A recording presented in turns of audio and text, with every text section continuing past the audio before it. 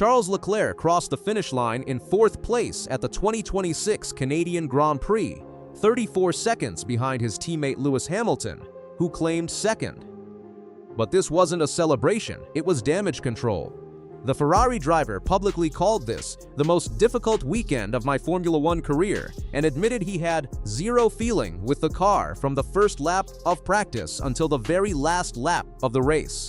The problems started immediately on Friday. While other drivers were finding their rhythm around the Circuit Gilles Villeneuve, Leclerc was struggling with a fundamental issue: his brakes. In a circuit famous for its extreme braking zones, this was the worst possible problem to have, Leclerc explained after qualifying. The brakes yesterday were not in the window as well. There was never, at any time, something that was just clicking, and everything was right. This wasn't just a minor inconvenience. Montreal demands absolute confidence under braking. The circuit has some of the hardest braking zones on the calendar. Drivers go from over 300 kilometers per hour down to hairpin speeds in just a few hundred meters.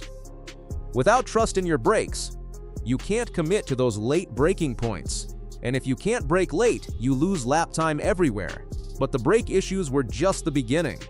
By Saturday, a new problem emerged that would define Leclerc's entire weekend: tire temperatures. He couldn't get the Pirelli tires into their operating window.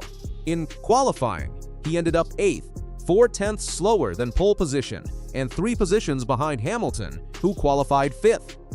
The gap between the Ferrari teammates told the whole story. Something was fundamentally wrong with Leclerc's setup or approach. Here's what made this weekend so frustrating for Leclerc: his teammate was flying. Lewis Hamilton had one of his strongest weekends since joining Ferrari.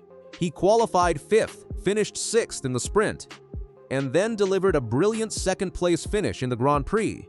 After overtaking Max Verstappen in the closing laps, Hamilton was glowing about his performance, stating he felt at one with the car from the first laps in practice. He said Ferrari had found their sweet spot, and this represented his best result in a Ferrari to date. The contrast couldn't sharper. Same car, same track, same conditions, completely different outcomes. In the sprint, Hamilton finished 1 position ahead. In qualifying, Hamilton was 3 positions ahead. In the race, Hamilton finished 34 seconds ahead and 2 positions higher. Leclerc was candid about using Hamilton as his benchmark. The only positive of a weekend like this is I've got Lewis in the same car, and I can look at what he did this weekend and try to get answers on why I was just struggling so much. This is what separates good drivers from great ones: the ability to learn from teammates when things go wrong. Leclerc knew the performance was in the car because Hamilton was extracting it. The question was why he couldn't find it. The Grand Prix itself became an exercise in survival rather than racing. Leclerc started 8th and immediately made a good start, gaining a position off the line by passing Isaac Hadjar. Both Ferrari drivers switched from soft to medium tires under a virtual safety car on lap 31. But while Hamilton maintained his position and fought his way forward, Leclerc was going backwards. He temporarily lost 4th place to Hadjar during the pit stop phase, then had to fight to reclaim it with an overtake on lap 40. Here's where it gets really concerning. Leclerc admitted in his post-race interviews, "In the last 15 laps, I was driving a 1.5 seconds off the pace just not to take the risk. Even in these laps, I still had moments that were too close for comfort." Think about that. A 1.5 seconds per lap slower, deliberately. That's enormous in Formula One terms. He wasn't racing anymore. He was just trying to bring the car home without crashing. His radio message to his engineer during the race showed his frustration.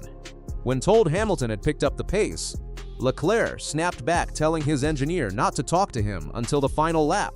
The 4th-place finish ultimately came through luck.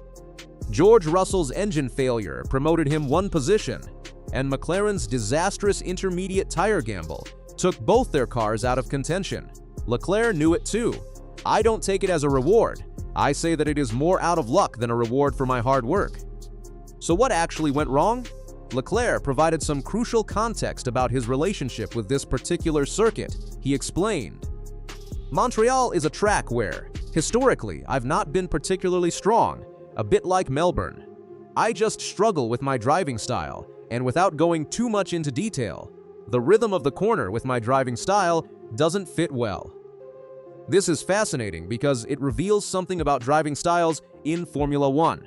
Different drivers have different natural rhythms, the way they approach corners, the speed they carry, how they brake and accelerate. Montreal has a unique characteristic with its combination of heavy braking zones and slow-speed corners connected by short straights. The rhythm is choppy, stop-start, and that clearly doesn't suit Leclerc's smoother, flowing style. Then you add the tire temperature issues on top. Leclerc couldn't switch the tires on from the first lap of Friday practice. In his own words, "I just felt like I was gonna put it into the wall in every single corner because the tires were completely out of the window." When tires aren't in their operating window, they don't generate grip. Without grip, you can't push. Without pushing, you can't build temperature. It becomes a vicious cycle. And in Montreal's cooler conditions, this problem was amplified. The combination was devastating. A circuit that doesn't suit his style, brake issues affecting his confidence, and tires he couldn't get working. It was the perfect storm of problems. Let's talk about what this means for the championship battle. Leclerc remains third in the standings with 88 points, but Hamilton is now breathing down his neck, just 3 points behind on 85 points after his podium finish. The bigger picture shows Mercedes dominating with Kimi Antonelli leading on 131 points after his fourth consecutive victory. His teammate George Russell sits second on 88 points despite his retirement in Canada.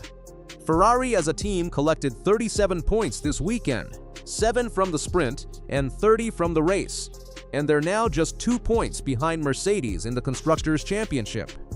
But for Leclerc personally, this weekend was about more than points. It was about confidence, about understanding why he struggled while his teammate thrived, about learning and adapting. The good news? Monaco is next on the calendar, running from June 5th to 7th, Leclerc's home race, a circuit he knows intimately, a street circuit that relies heavily on chassis performance and mechanical grip, areas where Ferrari has shown strength. Leclerc is already looking forward to redemption. Next up is my home race in Monaco. I look forward to racing there, and I hope that our car will give us an advantage on that track. After calling Canada a nightmare, Monaco represents his chance to bounce back in front of his home crowd. Charles Leclerc's Canadian Grand Prix was a humbling reminder that even the best drivers in the world can have weekends where nothing clicks. The brake issues, the tire temperatures, the track characteristics, everything conspired against him, while his teammate found the sweet spot in the same machinery. But great drivers don't crumble after difficult weekends. They analyze, they learn, they come back stronger. Leclerc has Hamilton's data to study, Monaco coming up next, and a championship fight to stay in. The contrast between teammates this weekend showed us something important. The margins in Formula One are razor thin. The difference between a brilliant P2 and a struggling P4 can come down to setup choices, driving style, and tire management. This weekend belonged to Hamilton. Monaco might tell a very different story.